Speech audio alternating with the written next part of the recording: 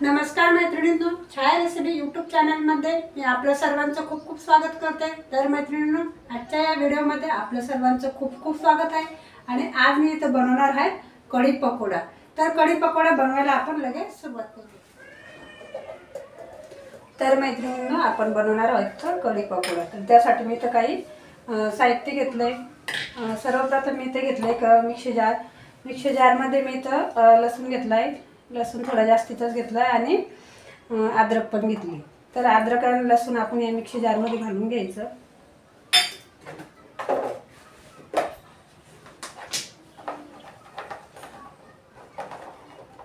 आणि मी इथं काय घेणार आहे, हिरवी मिरची।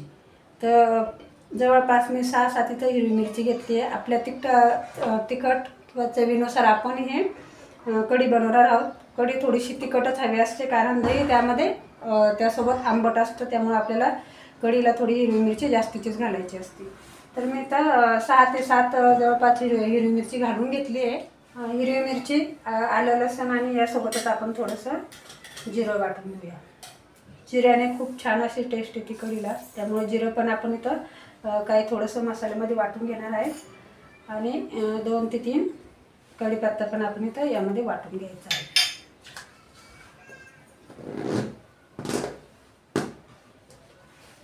वाटण मी इथं पाणी घालून बारीक मसाला वाटून घेतला आहे। एका प्लेटमध्ये आता आपण हा मसाला काढून घेऊया। आता याच मिक्सरच्या भांड्यामध्ये आपण घालून घेणार आहोत दही। तर दही जास्तीचं आंबट नाही आहे, त्यामुळे मी इथं खूप सारं दही घालणार आहे।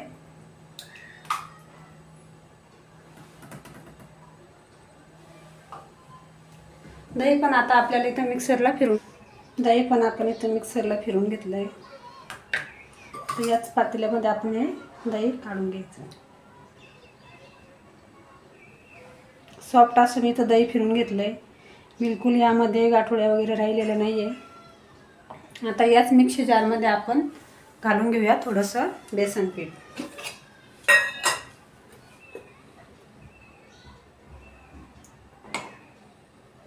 तर मी इथं 1 ते 1.5 चमचा बेसन पीठ घालून घेतलं आहे।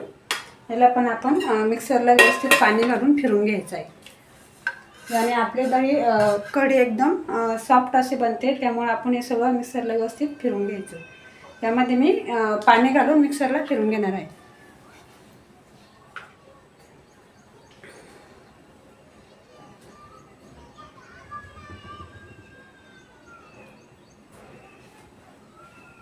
तर मी इथं मिक्सी जारमध्ये थोडं पाणी घालून घेते आणि आपल्याला हे बेसन पण फिरून घ्यायचं आहे।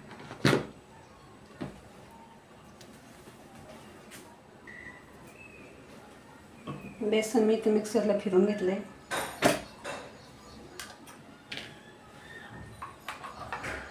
आणि बिलकुल सॉफ्ट असं इथं बेसन मी इथं फिरून घेतलंय। हे बेसन आपण या मिक्सी जारमध्येच राहू देऊ। तर आपण कढीचे इथं सर्व मसाले वाटून घेतले आहे। आता आपण कढीला तडका देऊया। तर तडका देण्यासाठी मी इथं शेगडीवरती कढई ठेवून घेतली आहे। इथं कढई ठेवून घेतली आहे आणि 3 ते 4 मी इथं काश्मीरी लाल मिरची घेतली ती तडक्यासाठी।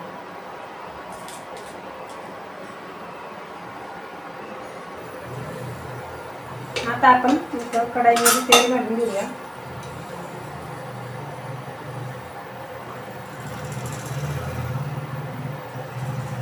मी तर 2 चमचे मी तर तेल घालून घेतले पळीनं।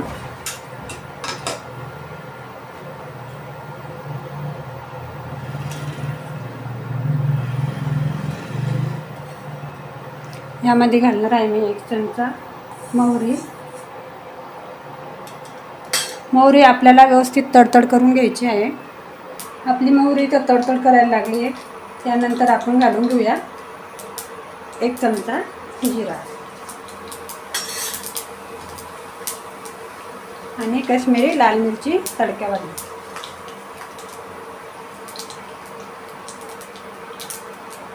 त्यानंतर कढी म्हटलं की खूप सारा कढीपत्ता येतो, त्यानंतर मी घेतलं इथं कढीपत्ता।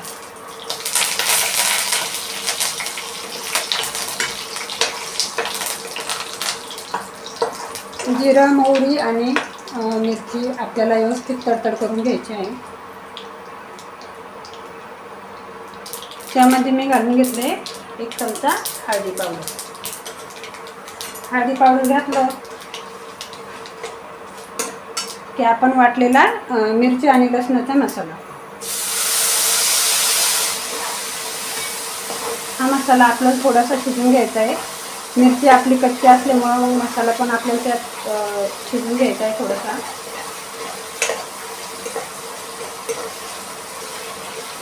जेणेकरून आपल्या मिरचीचा कच्चापणा निघून जाईल. मसाला आपला मस्त शिजला. आता यामध्ये आपण घालून घेऊया दही.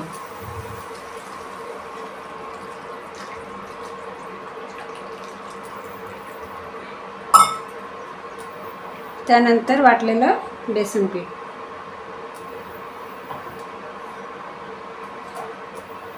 आता यामध्ये आपल्याला आणखी पाणी ॲड करावं लागेल.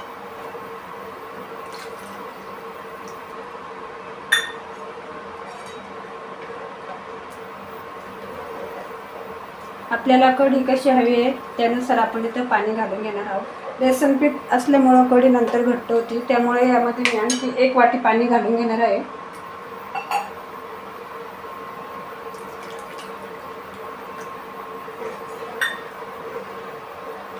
आता शेगडी मी तर लो फ्लेमवरतीच ठेवली आहे, ज्याने आपली कढी व्यवस्थित शिजेल. कढीला छान अशी आपल्याला आता इथं उकळ काढून घ्यायची. तोपर्यंत आपण करूया पकोड्याची तयारी. तर मैत्रिणींनो, आपल्याला इथं आता पकोड्याची तयारी करायची. त्यासाठी मी इथं 2 कांदे घेतले. कांदे मी मीडियम साईजचेच घेतले. कढी पकोडे असल्यामुळे पकोड्यामध्ये आपल्याला जास्तीचा कांदा नाही यूज करायचा आहे.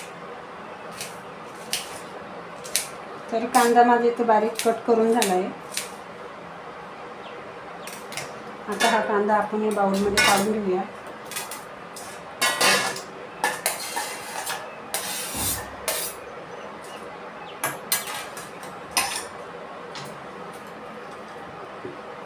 तर पकोड्यामध्ये मी इथं काही मसाले ॲड करणार आहे.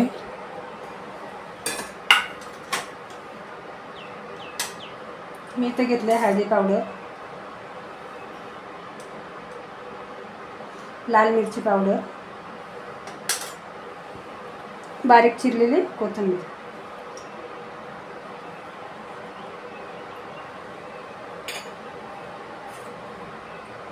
अधूनमधून आपण कढीला पण ढवळत राहायचं आहे.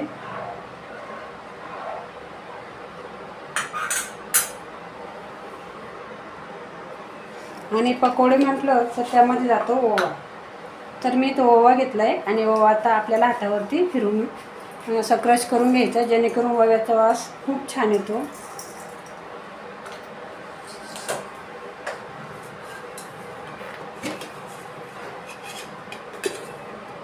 आणि यामध्ये घालून घेऊया 2 चमचे बेसन.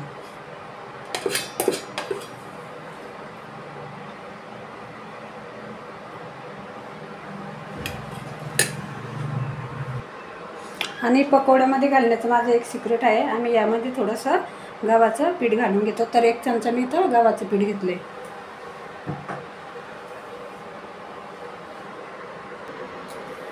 यामध्ये आपण घालून घेऊया चवीनुसार मीठ. तर मी इथं पीठ घालून घेतले. आता सर्व शेवटी आपण घालून घेऊया यामध्ये मीठ. मीठ आपल्याला कमीच घालायचं आहे, कारण आपल्या कढीमध्ये पण मीठ घातलेलं आहे आपण. आता यामध्ये मी थोडंसं पाणी घालून घेते. हे पीठ आपल्याला जास्त पातळ नाही करायचं आहे, त्यामुळे आपण यामध्ये थोडंच पाणी ॲड करणार आहोत. पीठ आपल्याला थोडंसं घट्टच पाहिजे, त्यामुळे यामध्ये मी आणखी बेसन घालून घेतले 1 चमचा.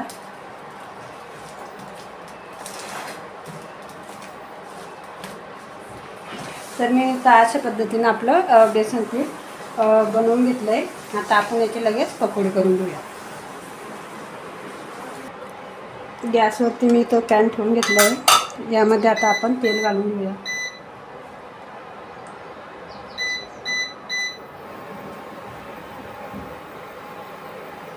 तेल आपलं इथं गरम झालं आहे. आता आपण लगेच पकोडे बनवून घेऊया.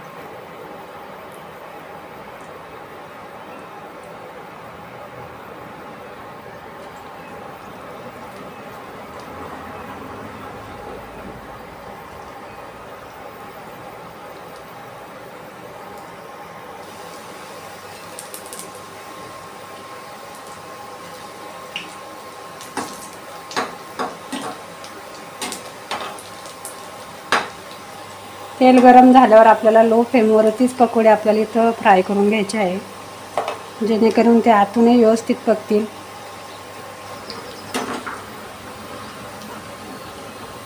मस्त असे आपले इथं पकोडे फ्राय झाले. आता एका प्लेटमध्ये काढून घेऊया.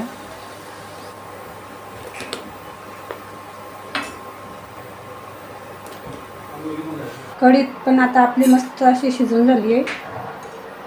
उकळी होऊन आपली छान कढी शिजली आहे पकोडे होईपर्यंत. यामध्ये घालून घेऊया आता आपण इथं कापलेली कोथिंबीर. तर खूप सारी मी कोथिंबीर घालून घेतली आहे आणि आपले फ्राय केलेले पकोडे.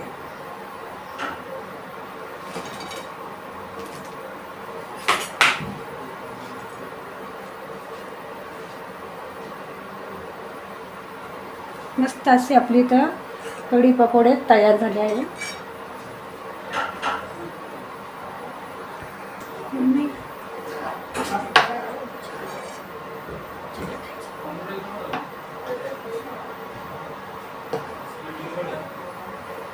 छान अशी आपल्या कढीला उकळ फुटली आहे आणि मस्त असा कढी पकोड्यांचा इथं वास दरवळला आहे.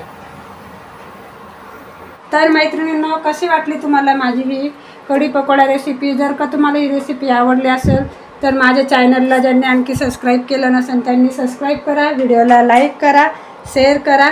धन्यवाद.